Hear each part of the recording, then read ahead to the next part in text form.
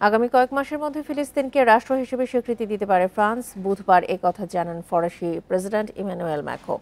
Israel ফিলিস্তিন চলমান সংঘাত নিয়ে আগামী জুনে জাতিসংঘে একটি সম্মেলন হবে।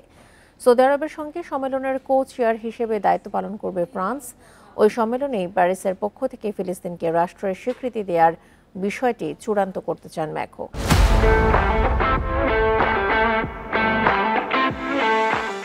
কাউকে খুশি করতে এমন পদক্ষেপ নেওয়া হচ্ছে না উল্লেখ করে স্বীকৃতি দেওয়ার বিষয়টিকে যৌক্তিক ও আবশ্যক অভিহিত করেন তিনি।